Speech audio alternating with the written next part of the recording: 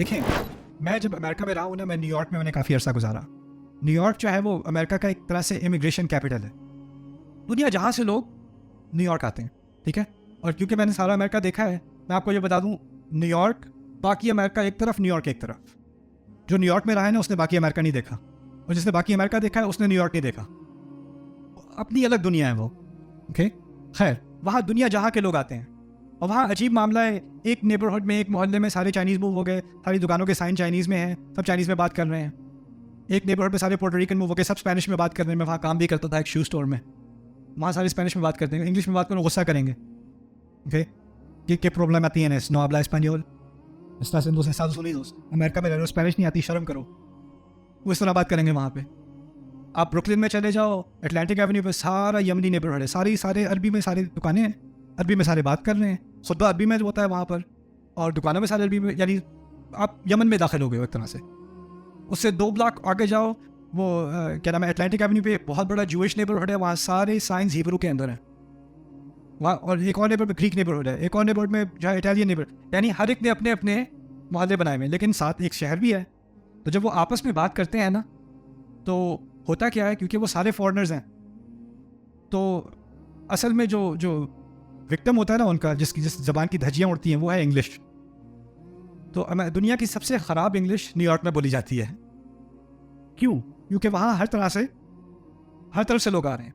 इसी तरह सबसे अजीब ज़बान आपको दुनिया में मिलेगी मक्के में।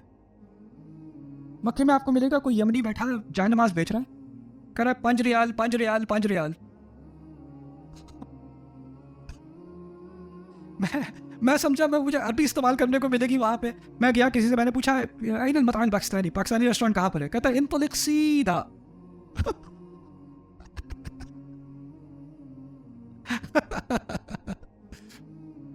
ऐसा क्यों होता है? ऐसा इसलिए होता है कि जब मुख्तलिफ कल्चर्स एक दूसरे से मिलते हैं ना, तो एक ज़बान और दूसरी ज़बान आपस में गड़बड़ होनी शुरू हो जाती है, ठीक है ना।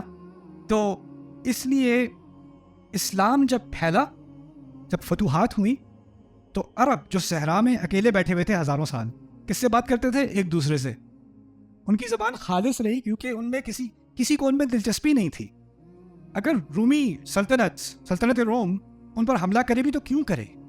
क्या मिलेगा यार रेत के बजाय, रेत के अलावा कोई फ़ायदा नहीं है उसका। जो ईरानी सल्तनत है, वो क्या फ़ायदा देगी अरब पे हुकूमत करके? उनको अपने हाल पे छोड़ दो, ये बस भेड़ बकरियां चलाएंगे, ऊँट अपने चलाएंगे, थोड़ा बहुत छोटा मोटा कारोबार कर लें, खैर है। तो इनको दुनिया ने भुला दिया था, और जब दुनिया ने इनको भुला दिया और ये थोड़ी बहुत तिजारत भी करते थे, असल इनकी ज़बान बाकी कल्चर से, बाकी ज़बानों से 90% में कह दूँ आइसोलेटेड रही। बाहर की ज़बानों का इन पर कोई असर नहीं हुआ हज़ारों साल, और इसलिए इनकी ज़बान बेहतर होती गई। एक और बात आपको बता दूँ, जिन सोसाइटीज़ में बिजनेस और तिजारत और इमारत ज़्यादा होती है ना, उन सोसाइटीज़ में फ़लसफ़ा और शायरी और अदब कम होता है। कम इसलिए होता है कि वहाँ सारे लड़के लड़कियाँ कौन से स्कूल में जा रहे हैं? बिजनेस स्कूल में जा रहे हैं, मेडिकल स्कूल में जा रहे हैं, इंजीनियरिंग में जा रहे हैं, ट्रेड में जा रहे हैं, है ना। और कोई भी कहे मैंने इंग्लिश लिटरेचर में PhD करनी है, तो उसको साइकोलॉजिस्ट के पास लेके जाते हैं। कोई हिस्ट्री पढ़ना चाहे, कोई फिलॉसफी पढ़ना चाहे, कोई पोइट्री पढ़ना चाहे, कोई उर्दू अदब पढ़ना चाहे, तो कहेंगे क्या कर रहे हो अपनी ज़िंदगी के साथ? अरब क्या थे? अरब अकेले सहरा में, बड़ा टाइम है जी शायरी का, बहुत टाइम है लाइनें मारने का, बहुत टाइम है बड़ा। और उनमें से जो ज़्यादा शायरी करेगा उसकी वाह वाह जी, ओहो हो, ये कल्चर था उनका। अब उनके पास ना, जिस तरह आप यहाँ पर कौन सा शहर है जहाँ वो वर्ल्ड कप की फुटबॉल्स बनी थी? सियालकोट को फख्र है अपनी फुटबॉल पे? नहीं, किसी और शहर को फुटबॉल। हमारे यहाँ दुनिया का सबसे बड़ा क्रिकेट बैट बनता है, हमारे यहाँ सबसे ज़्यादा लेदर बनता है, हमारे यहाँ ये बनता है, हमारे यहाँ वो बनता है, फ़ख्र होता है ना। अरब क्या कहेंगे? हमारे यहाँ का जो जला हुआ पत्थर है ना, ओहो, किस चीज़ पे फ़ख्र करे वो? क्योंकि इंसान की शख्सियत में, सोसाइटी की शनाख्त में होता है कि उसको किसी ना किसी चीज़ पर फ़ख्र करने की ज़रूरत होती है। तो अरब को हज़ारों साल से किस चीज़ पर फ़ख्र करने का जवाब था? क्या थी एक चीज़? ना उनके पास बिल्डिंग है, ना उनके पास हाईवे है, ना उनके पास बड़ी बड़ी इमारतें हैं, ना कोई सल्तनत है, ना जैसे रोम के पास है, जैसे यमनियों के पास है, जैसे वहाँ पर ईरानियों के पास है। वो कहते हैं इनके पास महल तो होंगे, ज़बान हमें आती है, जैसी लाइनें हम मारते हैं ना कोई नहीं मार सकता। और जब एक दफ़ा आपको एक चीज़ पे फ़ख्र हो जाए ना, तो आप उसमें बहुत ही ज़्यादा ऑब्सेस हो जाते हो। तो इन लोगों को कल्चरली ना अपनी ज़बान के साथ बहुत ज़्यादा क्या हो गई, ऑब्सेशन, खास ऑब्सेशन। और फिर होता क्या था कि तनकीद का बड़ा कल्चर था इनमें। कोई शेर कर दे, कोई शेर सुना दे, लनल जफनातुल गुर यलमअना बिद्दुहा, यू नो, वअस्याफुना यजीना, वो बाकी याद नहीं आ रही क्या लाइन थी, बिलमाइल ना, कल निकाल के दिखाऊंगा आपको वो शेर। खैर पहली याद आ गई।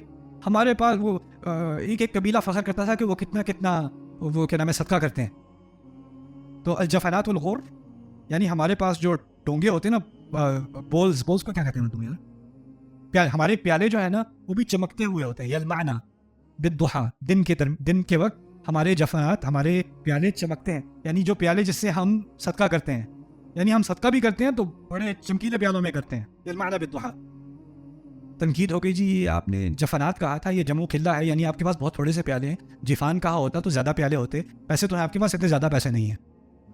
और फिर आपने बिद्दुहा कहा कि दिन में चमकते हैं, दिन में तो हर चीज़ चमकती है, पत्थर भी चमक रहा होता है, कहना चाहिए था रात में चमकते हैं। यानी कोई शायरी कर भी दे तो उसकी धज्जियाँ उड़ानी शुरू करते थे। और इस माहौल में फिर उनका अपना मुहावरा था, और मुहावरे की बात बहुत ज़रूरी है। हर सोसाइटी का अपना क्या होता है, मुहावरा। आप डिक्शनरी से ज़बान नहीं सीख सकते। डिक्शनरी से आपको कुछ अल्फाज तो आ जाएंगे, लेकिन असल जो ज़बान होती है ना वो किस में होती है, मुहावरे में। आप अगर अंग्रेज़ी में तर्जुमा करो, मैं फलानी जगह गया और उन लोगों ने मुझसे ऐसे बात की, मेरी तो नाक कट गई। अब उसका आप अंग्रेज़ी में तर्जुमा कर दो, मेरी नाक कट गई। You know, I went to, यहाँ पे कहूँ मेरी अपने वाइफ को मैसेज भेजूँ, I went to this party and my nose got cut off. तर्जुमे में मुहावरा ज़ाया हो जाता है, क्योंकि मुहावरे का ताल्लुक कल्चर के साथ होता है। समझ रहे हैं बात? जैसे जैसे कल्चर बदलता है वैसे वैसे क्या बदलता है, मुहावरा बदलता है।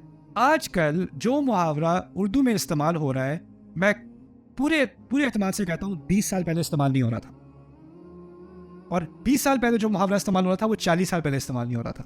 जैसे जैसे सोसाइटी बदल रही है वैसे वैसे क्या बदल रहा है, मुहावरा बदल रहा है। सही बात है कि नहीं? अंग्रेजी का मुहावरा बदलता है कि नहीं? बड़ी जल्दी बदलता है। 80s में कहते थे दैट्स सो कूल, 90s में कहते थे दैट्स सो हॉट, अब कहते हैं दैट्स फायर, दैट्स लिट। बदलता चला जा रहा है। जैसे जैसे टेक्नोलॉजी बदलती है, सोसाइटी बदलती है, मुहावरा भी क्या होता है, बदलता है। अच्छा मैं बात समझा दूं, अरब की फतूहात हुई, अब जब फतूहात हुई तो और कल्चर्स आए कि नहीं? अब ऑल कल्चर्स आते हैं, दूसरे कल्चर्स आते हैं, तो उनकी ज़बान और अरबी ज़बान की आपस में क्लैश होती है कि नहीं? तो होनी है। अब कल्चर बदल रहा है तो और क्या बदलेगा साथ साथ, मुहावरा बदलेगा। अब कुरान का अपना मुहावरा है कि नहीं? लेकिन कुरान का मुहावरा इस्लाम के फैलने से पहले वाला है या इस्लाम के फैलने के बाद वाला है? पहले वाला है। अब वो पहले वाला मुहावरा तो मर रहा है, वो तो ख़त्म हो रहा है, और बहुत जल्दी जल्दी ख़त्म हो रहा है। और वो जैसे ही इस्लाम, जैसे उसको फतह मिली, इस अरब का मुहावरा मरने लगा। और जब वो मरने लगा तो एक बड़ा अजीब खतरा सामने आया। हो सकता है कुरान कोई मुहावरा इस्तेमाल कर रहा हो और आज से 100 साल बाद किसी को पता भी ना हो कि ये मुहावरा था। ये खतरा था कि नहीं? तो जिस तरह एक कैंपेन हुई थी ना कि हमें हदीस जमा करनी है, और एक कैंपेन हुई थी कि हमें आसार जमा करने हैं, इसी तरह एक कैंपेन हुई थी हमें अरबी ज़बान का असली मुहावरा जमा करना है।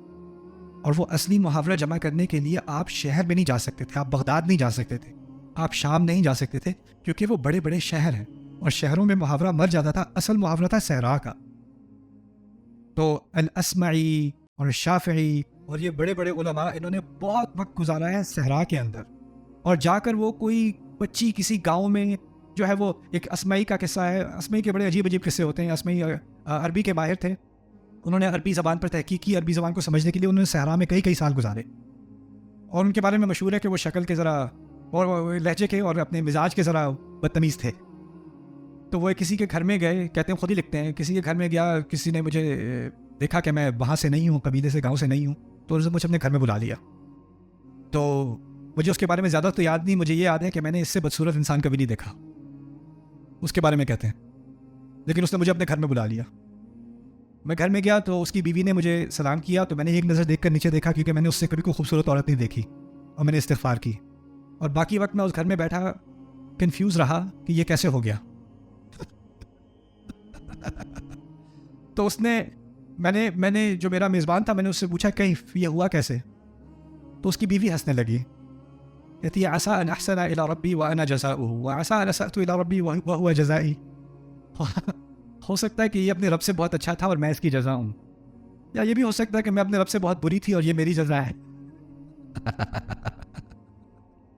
तो खैर अस्माई कहते हैं कि मुझे लफ्ज़ कुरान ने यूज़ किया है मताउल हयात दुनिया। मुझे मता समझ नहीं आ रहा था ये मता है क्या चीज़।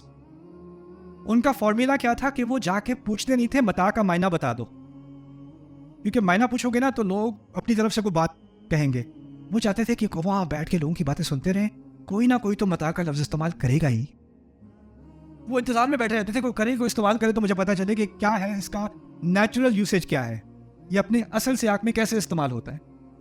तो थक हार के वो कहीं पहुंचे हैं तो एक बच्ची जो है वो बर्तन मांज रही थी झील के किनारे ब्रश से ना, तो बकरी आई और बकरी ने उसका ब्रश अपने मुंह में लिया और भाग गई। बच्ची रोने लगी, अखज़ा मताई, उसने मेरा मता ले लिया। वो डॉक्यूमेंट करते हैं मता के मायने जो चीज़ इस्तेमाल की जाती है, जिसका अपने अंदर कोई ज़ौक़, उसके अंदर कोई मज़ा नहीं होता, लेकिन उसके लिए इस्तेमाल की चीज़ होती है, जो इस्तेमाल की चीज़ होती है वो मता होता है। इस तरह के नोट्स, इस तरह की कैंपेन शुरू हुई इस्लाम में। क्यों? क्योंकि कुरान सहरा की अरबी में नाजिल हुआ था। कुरान आज की अरबी, अल जज़ीरा की अरबी, सब तफसीर की किताबों की अरबी, बगदाद की अरबी, शाम की अरबी, दमिश्क की अरबी, इनकी अरबी में नाजिल नहीं हुआ था। और वो अरबी मुहावरे के एतबार से बदल रही थी, इसीलिए ज़रूरत थी पुराने मुहावरे को बरकरार रखने। और पुराना मुहावरा पता है इस्लाम से पहले वाला मुहावरा है, और उस मुहावरे में सबसे ज़्यादा मशहूर चीज़ क्या थी पता है आपको? शेर। और शेर इसको कहते हैं शेर जाहिली। शेर जाहिली से क्या मुराद है? जाहिली दौर का शेर। और जाहिली दौर का शेर वो जहालत वाली बातें करता है, इस्लामी तहजीब तो उसके अंदर है नहीं। तो हमारी इस्लामी किताबों में बहुत सारे गैर इस्लामी शेर हैं। वो क्यों हैं?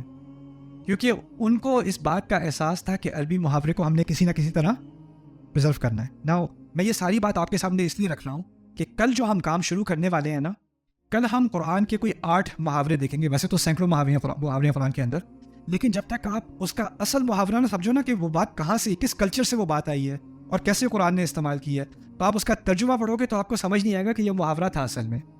इसकी एक तारीख है, इसका एक इस्तेमाल अरब के यहाँ था, उन्होंने इसको इस तरह समझा, अब आप इसको इस तरह समझेंगे। इसके बारे में अब आखिरी बात, और मैं आपको फारिग कर रहा हूँ इंशाल्लाह, वो ये है कि सवाल पैदा होता है कि अगर अरबी कुरान की इतनी पुरानी अरबी ज़बान में है तो यह हमेशा के लिए पैगाम कैसे है? क्योंकि अगर हमें इस तारीख़ में जाकर इसके माने ढूंढने पड़ेंगे तो ये कैसे मुमकिन है कि यह हर दौर के लिए, हर सोसाइटी के लिए, हर सदी के लिए एक पैगाम हो। इसका आसान सा जवाब समझ लें आज के लिए, वो ये है कि आपको पता है ना मैथमेटिक्स में मैट्रिक सिस्टम है, और मैट्रिक सिस्टम में एक मीटर होता है, मिलीमीटर, सेंटीमीटर, मीटर।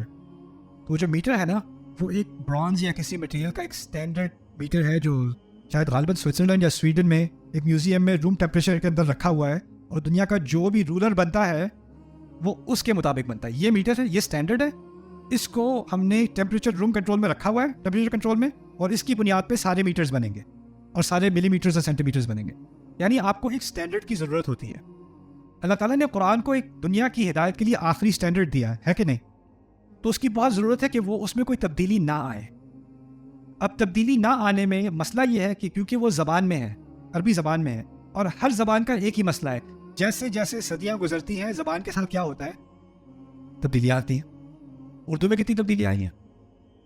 उर्दू में मैं तो बहुत कोशिश करता हूँ कि उर्दू के अल्फाज में ज़्यादा इस्तेमाल करूँ।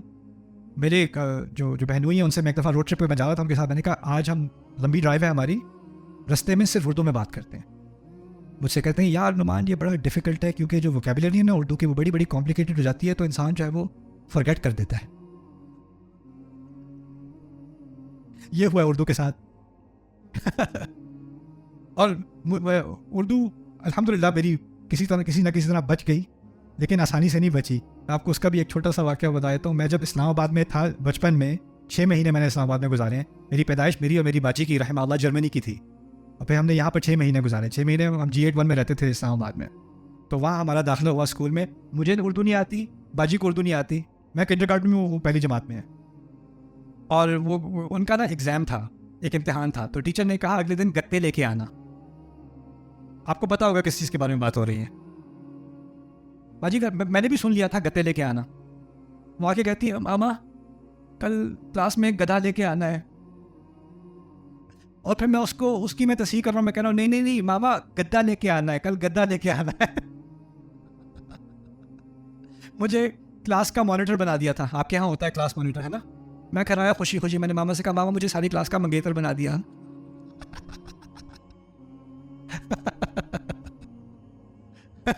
ज़बान में फ़र्क आता है। अगर आप उस कल्चर में ना हो, आपकी ज़बान मुख्तलिफ होगी। तो मैं जो कल हम मुहावरे पढ़ेंगे ना, उसको हम कोशिश करेंगे समझने की कि इसका सही तर्जुमा मुहावरे के एतबार से क्या हो, उसमें खूबसूरती क्या है। तो कुरान ने असल में उस पुरानी अरबी के मुहावरे इस्तेमाल किए इसलिए क्योंकि सोसाइटी तो बदलती रहेगी लेकिन ज़बान वही रहे जो उस ज़माने की थी, ताकि अब वो ओरिजिनल ज़बान समझने के बाद, जिस तरह मीटर का एक स्टैंडर्ड यूनिट है ना, अब उसका आप कहीं भी एप्लीकेशन कर लो, उसके ज़रिए से कोई भी आप इजाद कर लो, लेकिन स्टैंडर्ड तो वही रहेगा ना। इसीलिए कुरान का वही लिंग्विस्टिक स्टैंडर्ड है, और उसको अगर आप हर कल्चर के साथ बदलते रहते या उसको प्रिजर्व ना करते, तो आज जिस तरह हम कुरान समझ रहे हैं ना, वो उस ज़माने से बहुत मुख्तलिफ हो जाता। मुस्तामिर का लफ्ज़, मुस्तामिर अरबी में, पुरानी अरबी में, सहरा की अरबी में मुस्तामिर का लफ्ज़ था जो किसी चीज़ को बनाना चाहे, तामीर करना चाहे। कुरान ने इस्तेमाल किया है मुस्तअमरकुम फ़ीहा, अल्लाह ताला ने चाहा कि तुम इस ज़मीन में तामीर करो।